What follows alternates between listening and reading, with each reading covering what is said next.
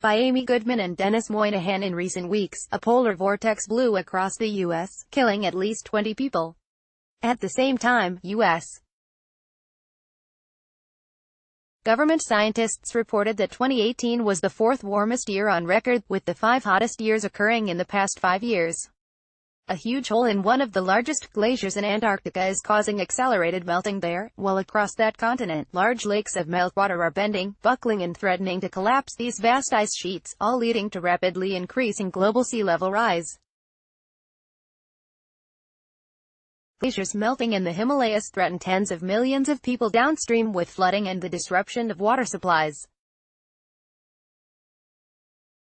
As evidence that the planet is experiencing what has been called the sixth great extinction, a recent review of scientific data concludes that 40% of the world's insects are on the brink of extinction. President Donald Trump's response. During the polar vortex, he tweeted, "What the hell is going on with global warming? Sick, please come back fast, we need you." Yet there are signs of hope. 2 Democrats, New York Rep. Alexandria Ocasio-Cortez and Massachusetts Sen.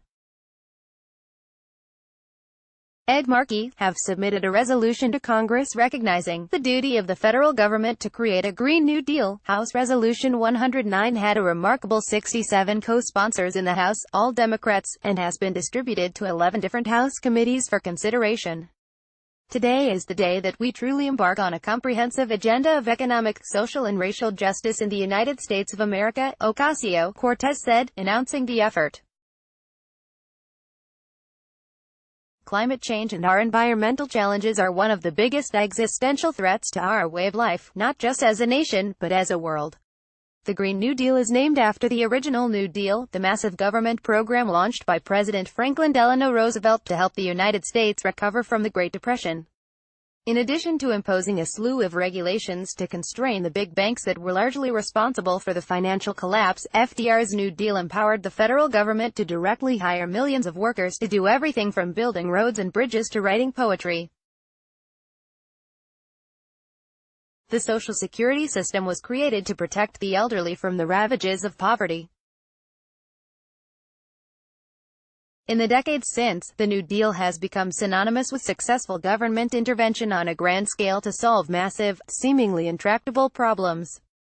The parallel Senate and House resolutions put forth by Markey and Ocasio-Cortez, known as AOC, to her supporters, are a call to action to Congress to craft laws that implement a true Green New Deal, rapidly shifting the U.S.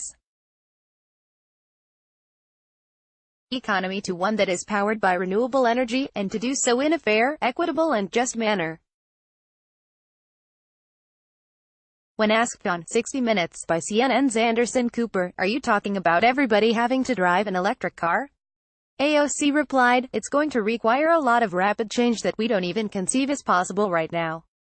What is the problem with trying to push our technological capacities to the furthest extent possible?" Cooper also challenged her on the cost of a Green New Deal, which, in part, AOC would pay for with an increased marginal tax on the super wealthy, a 70% tax rate on income earned in excess of $10 million, for example. Several national polls suggest strong support for such a tax.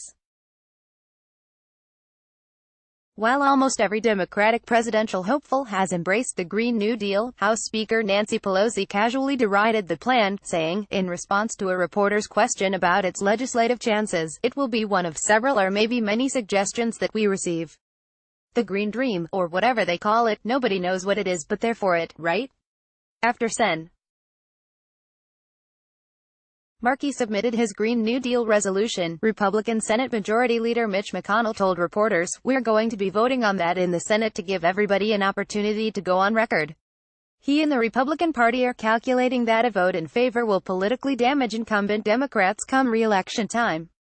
But McConnell is wrong. A majority of Americans believe that climate change is real, poses a threat to humankind, and that something must be done. It is time for the dinosaurs in Congress and the White House to wean themselves off fossil fuels and support the Green New Deal, or face extinction.